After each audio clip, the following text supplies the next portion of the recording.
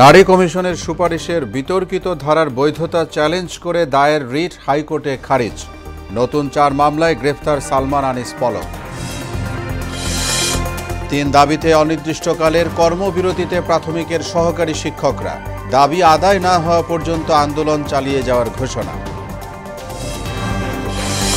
Panel ভোটে mayor নির্বাচনের সুপারিশ নিয়ে দেশজুড়ে সমালোচনা। বিরোধিতায় রাজনীতি বিশ্লেষক শিক্ষাবিদরাও। এবং আসছে বাজেটে ক্রীড়া খাতে 10% বাড়তি বরাদ্দ চান সাবেক ফুটবলাররা। অবকাঠামো উন্নয়ন সহ দীর্ঘমেয়াদী প্রশিক্ষণের গুরুত্ব দেওয়ার তাগিদ।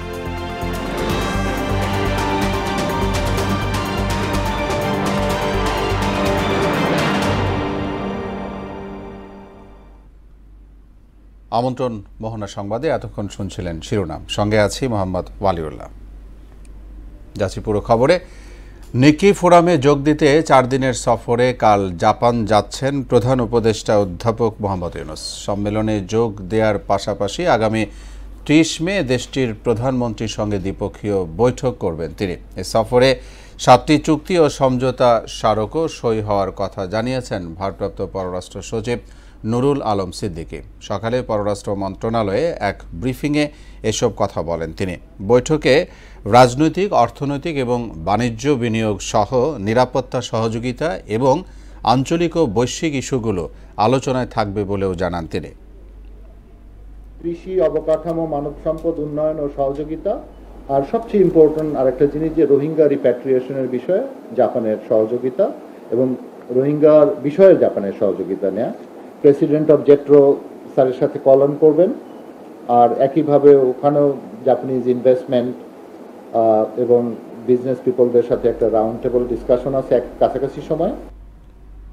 নারী বিষয়ক সংস্কার কমিশনের সুপারিশগুলো প্রস্তাবনার পর্যায়ে থাকায় এ সংক্রান্ত রিট খারিজ করে দিয়েছেন হাইকোর্ট। তবে এসব সুপারিশ সরকার বাস্তবায়ন করলে তখন সংক্ষুব্ধ রিটকারী আবারও রিট দায়ের করতে পারবেন বলে আদেশ দিয়েছেন আদালত। সকালে কয়েকটি পর্যবেক্ষণ দিয়ে বিচারপতি ফাতেমা নাজিব ও বিচারপতি শিকদার মাহমুদুর রাজীব হাইকোর্ট বেঞ্চ এ আদেশ দেন। রিটকারী আইনজীবী রওশন আলী জানান, রিটে নারী বিষয়ক সংস্কার কমিশনের প্রতিবেদনের বিতর্কিত বিষয়গুলো পর্যালোচনার জন্য বিশেষজ্ঞ কমিটি গঠনের নির্দেশনা চাওয়া হয়েছিল। এগুলো জনগণের ধর্মীয় অনুভূতির পরিপন্থী ও সংবিধানের সঙ্গে সাংঘর্ষিক।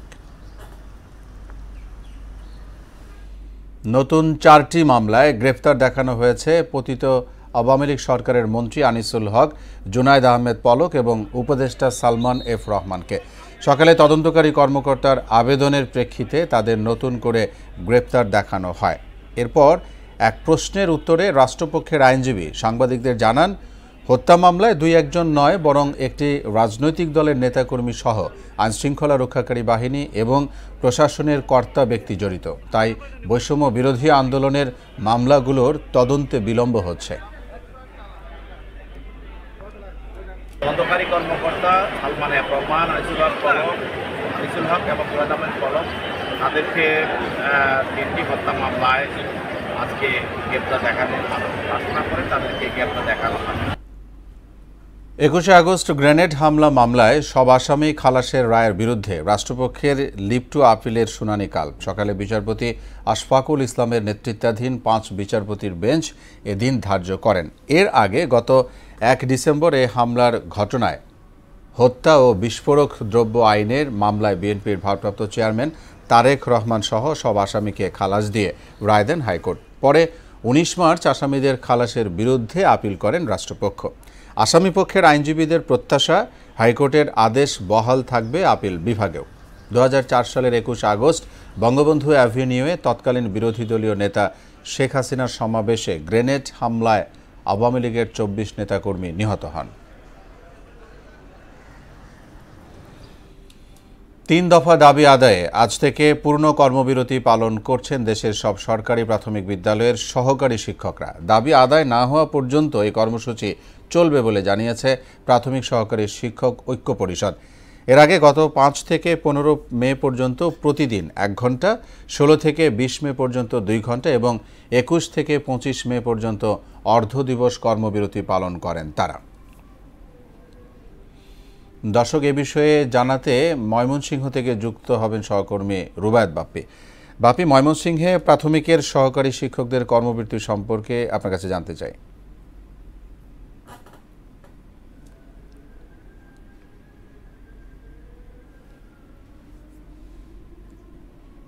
যে সহকারী শিক্ষক তাদের 3 দফা দাবি নিয়ে কিন্তু তারা আজকে অনির্দিষ্টকালের কর্মবিরতি কিন্তু শুরু করেছেন। তো আমরা এই নগরীর বিভিন্ন স্কুলগুলোতে কিন্তু আমরা ঘুরেছি, আমরা যেটি দেখেছি যে বিভিন্ন স্কুলের যে সহকারী শিক্ষক আছেন তারা বলছেন যে তারা তাদের দাবির যৌক্তিক পক্ষ অবলম্বন করছেন এবং তারা বলছেন যে যতদিন পর্যন্ত তাদের দাবি দেওয়া পূরণ না হবে ততদিন পর্যন্ত কিন্তু তাদের এই আন্দোলন কর্মসূচি চলমান থাকবে। তবে আরেকটি বিষয় আমরা যেটি দেখেছি যে বিভিন্ন স্কুলে কিন্তু শিক্ষার্থীদেরকে ক্লাসও নিতে দেখেছি। তো যেসব স্কুলে শিক্ষকরা ক্লাস নিয়েছেন সেসব স্কুলে শিক্ষকদের সাথে আমরা কথা বলেছি, তারা যেটি বলেছেন যে স্কুলের শিক্ষার্থীরা যারা স্কুলে উপস্থিত হয়েছেন তাদেরকে স্কুলের ভিতরে রাখার জন্য কিন্তু তারা এই কাজটি করছেন এবং যে কারণে কিন্তু যাতে শিক্ষার্থীরা স্কুলের বাহিরে রাস্তায় না যায়। আপনি জানেন যে নগরী হয়, এখানে একটি রাস্তায় যদি বাচ্চারা চলে যায় তাহলে তারা বলছেন যে বাচ্চারা যে কোনো ধরনের সমস্যার সম্মুখীন হতে পারে। সেই কারণেই অনেক তারা কিছু কিছু স্কুল গুলো তারা কিন্তু ক্লাস নিচ্ছেন। তবে এই বিষয়ে কিন্তু আমরা ময়মনসিংহ জেলা যে সহকারী শিক্ষক সমিতির সাধারণ সম্পাদক যে মাহমুদুল হাসান রুমি, ওনার সাথে আমরা কথা বলেছি। উনি যে বিষয়টি বলেছেন যে তারা তাদের যে দাবি সেই দাবি কিন্তু বাস্তবায়নের জন্য তাদের আন্দোলন চলমান রয়েছে এবং তারা বলছেন যে যতদিন পর্যন্ত তাদের দাবি বাস্তবায়ন না হবে ততদিন পর্যন্ত কিন্তু তাদের এই আন্দোলন চলমান থাকবে। তো এই ছিল আমার কাছে ময়মনসিংহ থেকে প্রাথমিক বিদ্যালয়ের সহকারী শিক্ষকদের আন্দোলনের সর্বশেষ। জি বাপ্পি, ধন্যবাদ। এবার যাব রাজশাহীতে, সেখানে থেকে যোগ দিবেন এ বিষয়ে আরও জানাতে সহকর্মী মেহেদি হাসান শ্যামল। মেহেদি, রাজশাহীতে কেমন দেখছেন যে প্রাথমিকের সহকারী শিক্ষকদের কর্মবিরতি, সেই বিষয়টি জানতে চাই।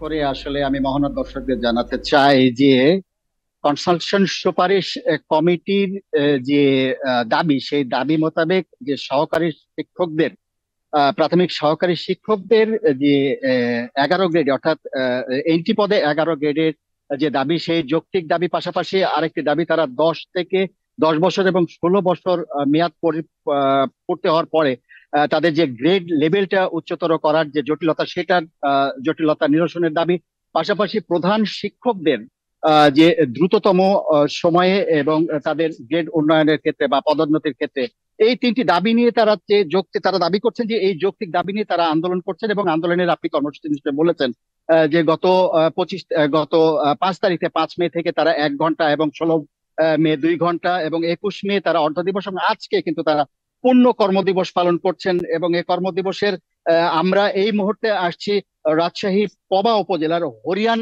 ইউনিয়নের একটা হরিয়ান সরকারি প্রাথমিক বিদ্যালয়। সেখানে আমরা দেখেছি যে স্কুল কিন্তু খোলা আছে, বাচ্চারা এসছে, ক্লাসে তারা বসে আছে, কিন্তু শিক্ষকরা আসলে তাদের এই কর্মসূচিটা যে পালন করছেন যৌক্তিক দাবি, সেই দাবিতে তারা কিন্তু আসলে তাদের যে পূর্ণ দিবস কর্মসূচি, সে পূর্ণ দিবস কর্মসূচি তারা কিন্তু পালন করছে। আমরা একজন শিক্ষককে একটু কথা বলতে চাই, সহকারী শিক্ষক, যে আপনাদের যে যৌক্তিক দাবি নিয়ে আপনারা দাবি করছেন যে আন্দোলন করছেন এবং 3.5 লক্ষ সহকারী শিক্ষক সারা দেশে আন্দোলন করছেন, এই দাবিটা আসলে আপনারা কতটুকু প্রত্যাশা করছেন যে দাবি পূরণ হবে কিনা? দীর্ঘদিন যাবত যে দাবিটা, আমি বিশ্বাস করি আমাদের দাবিগুলো যৌক্তিক।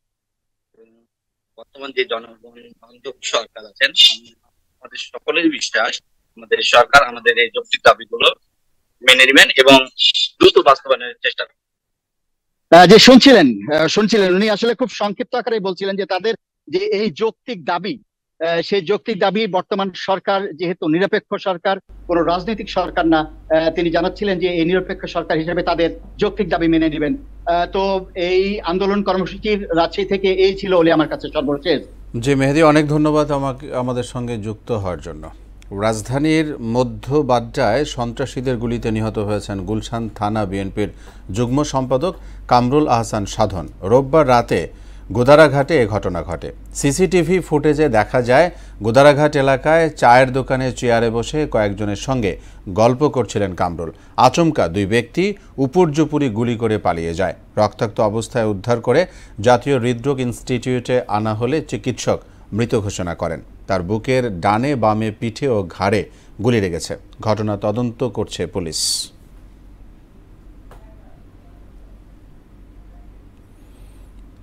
প্যানেল ভোটের মাধ্যমে মেয়র বা চেয়ারম্যান নির্বাচনের সুপারিশ নিয়ে ব্যাপক সমালোচনা চলছে দেশজুড়ে।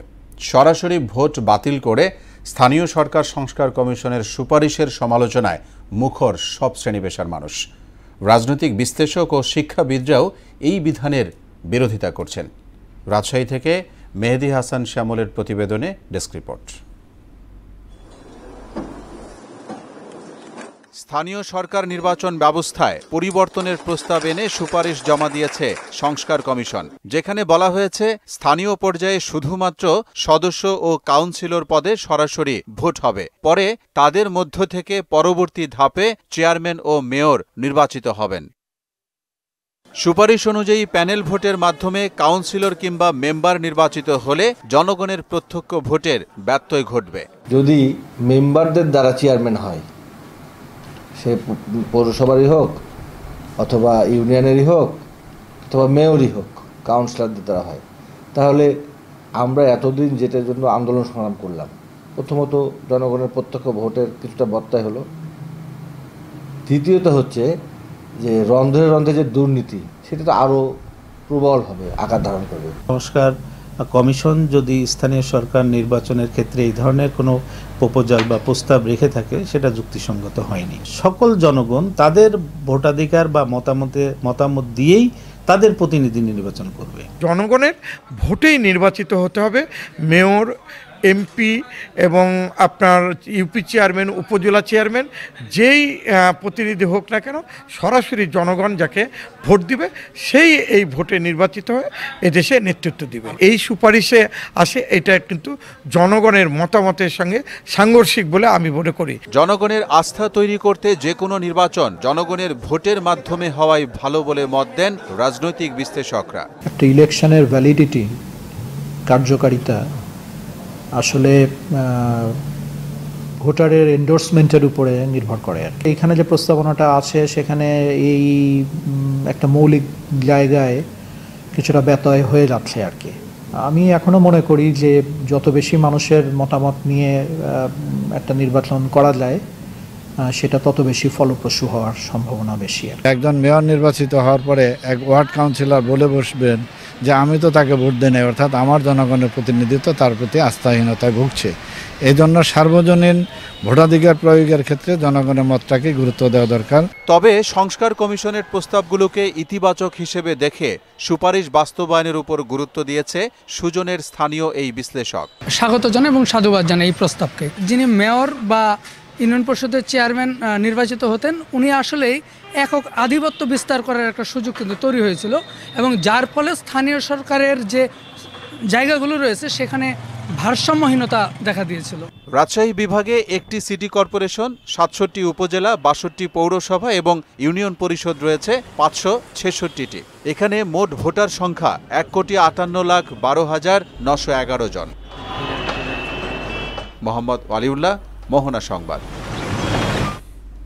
আগামী অর্থ বছরে ক্রীড়া খাতে মন্ত্রণালয়ে প্রস্তাবিত বাজেটের চেয়ে 10 থেকে 15% বাড়তি বরাদ্দ আশা করছেন সাবেক ফুটবলাররা। অবকাঠামো উন্নয়ন, দীর্ঘমেয়াদী প্রশিক্ষণ এবং উপজেলা ভিত্তিক মিনি স্টেডিয়াম তৈরির কার্যক্রমে গুরুত্ব দেওয়া উচিত বলেও মনে করেন তারা। ক্রীড়া বাজেট নিয়ে রাজু আলাউদ্দিনের প্রতিবেদন। বছর যায় বছর আসে, নতুন অর্থ বছর নিয়ে আসছে নতুন সম্ভাবনা, কিন্তু ক্রীড়া বাজেটের কতটা প্রাপ্তি অথবা দৃশ্যমান অগ্রগতি হয় তা জানা নেই কারো। নতুন অর্থ বছর সামনে রেখে আরও একবার সেই প্রশ্নের মুখোমুখি ক্রীড়াঙ্গন। 2024-25 অর্থ বছরে ক্রীড়া বাজেট ছিল 1,234 কোটি 8 লাখ টাকা, যেখানে গুরুত্ব দেওয়া হয় খেলোয়াড়দের দীর্ঘমেয়াদী প্রশিক্ষণ ও উপজেলা ভিত্তিক মিনি স্টেডিয়াম সহ বেশ কিছু খাতে। এবারের বাজেট খাত একই থাকলেও বাড়ছে পরিসর।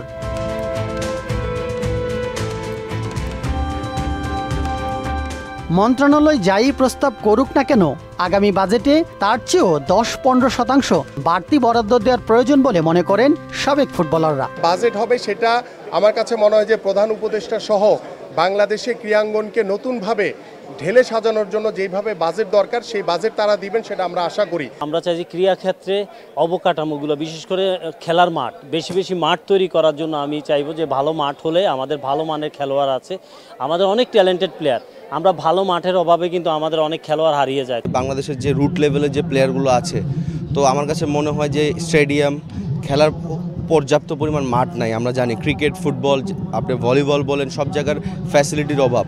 তো আমরা আশা করব যে বাজেটটা আসবে সে বাজেট থেকে প্লেয়ার দ্বারা উপকৃত হবে।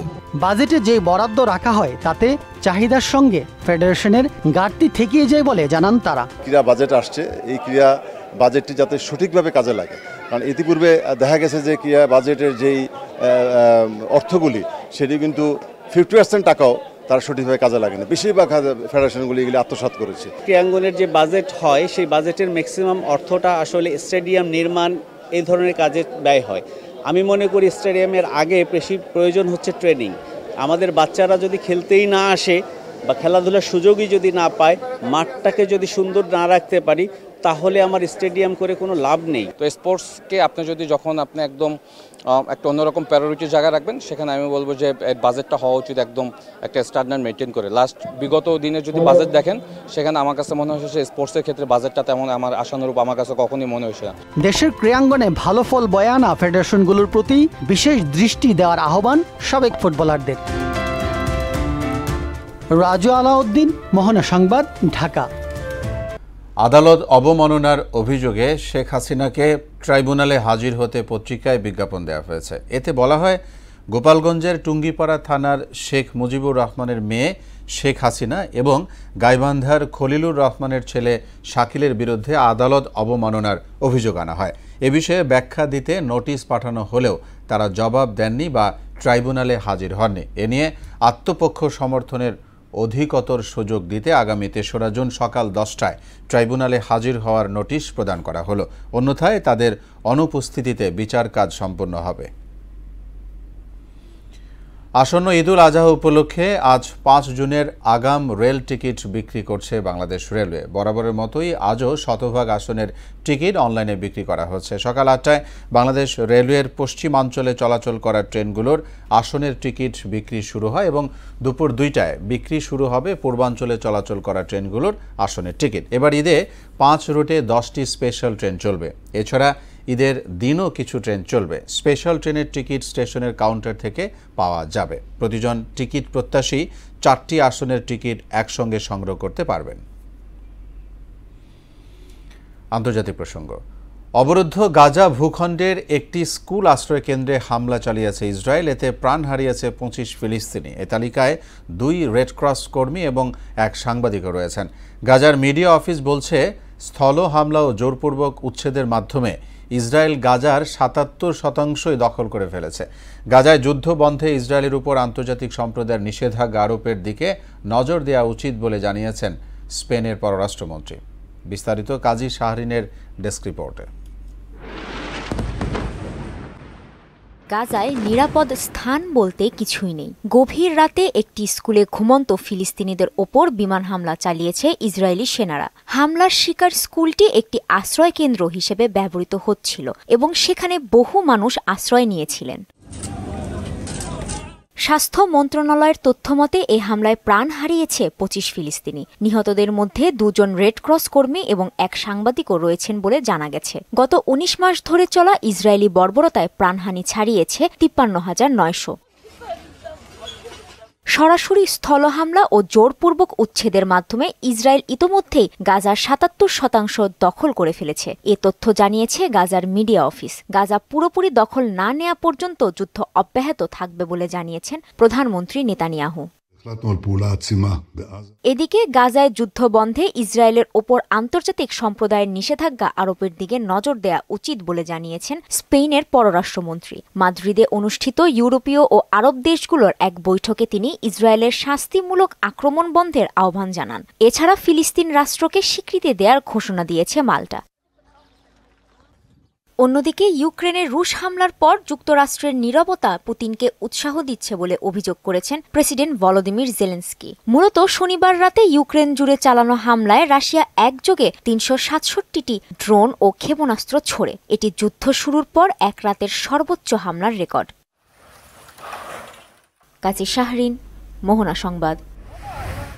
এবারে খেলার খবর ফুটবল। ফিফা প্রীতি ম্যাচ খেলতে জর্ডানের উদ্দেশ্যে দেশ ছেড়েছে বাংলাদেশ নারী দল। সোমবার সকালে ঢাকার হযরত শাহজালাল আন্তর্জাতিক বিমানবন্দর থেকে রওনা দেয় আফিদা খন্দকাররা, যেখান থেকে মানামা, বাহরাইন হয়ে জর্ডানের আম্মানে পৌঁছানোর কথা রয়েছে। সেখানে দেশটির সঙ্গে প্রীতি ম্যাচ খেলবে বাংলাদেশ। ৩রা জুনে জর্ডানের বিপক্ষে মাঠে নামার কথা রয়েছে লাল সবুজ কন্যাদের। জর্ডান ছাড়াও ইন্দোনেশিয়ার বিপক্ষেও খেলবে বাংলাদেশ নারী দল। শেষ হলো লা লিগায় সেরিয়া ও ইংলিশ প্রিমিয়ার লিগ সহ ইউরোপের শীর্ষ ক্লাব ফুটবলের ঘরোয়া প্রতিযোগিতা ২০২৪-২৫ মৌসুম। আর এর মধ্য দিয়ে উয়েফা চ্যাম্পিয়ন্স লিগের ২০২৫-২৬ মৌসুমে সরাসরি গ্রুপ পর্ব কোন কোন দল খেলবে সেটিও নিশ্চিত হলো। লা লিগা, ইপিএল থেকে 5টি করে এবং সেরিয়া ও বুন্দেসলিগা থেকে 4টি দল সরাসরি খেলার যোগ্যতা অর্জন করল। এ নিয়ে আরও জানাচ্ছেন মুদাসসির আলী। লা লিগায় শেষ দিনটা জয় দিয়েই শেষ করেছে ২০২৪-২৫ মৌসুমের চ্যাম্পিয়ন দল বার্সেলোনা। এদিন অ্যাথলেটিক বিলবাওকে ৩-০ গোলে হারায় কাতালানরা। বার্সার পরে যথাক্রমে রয়েছে Real Madrid, Atletico Madrid, Athletic Bilbao ও ভিয়ারিয়াল। তারা সবাই চ্যাম্পিয়ন দলের সঙ্গে ২০২৫-২৬ মৌসুমের চ্যাম্পিয়ন্স লিগ নিশ্চিত করেছে। এবারে ইংলিশ প্রিমিয়ার লিগে ব্যর্থ হলেও অন্তত চ্যাম্পিয়ন্স লিগে খেলার যোগ্যতা ভালোভাবেই অর্জন করেছে ম্যানচেস্টার সিটি।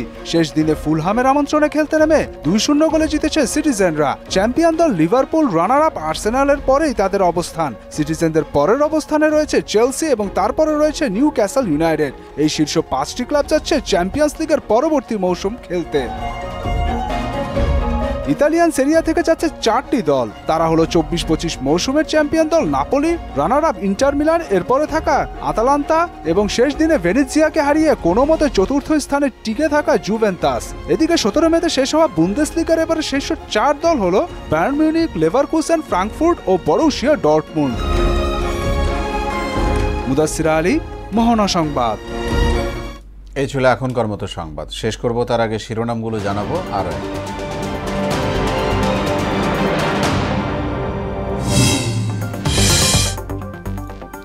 নারী কমিশনের সুপারিশের বিতর্কিত ধারার বৈধতা চ্যালেঞ্জ করে দায়ের রিট হাইকোর্টে খারিজ। নতুন 4 মামলায় গ্রেফতার সালমান আনিস পলক।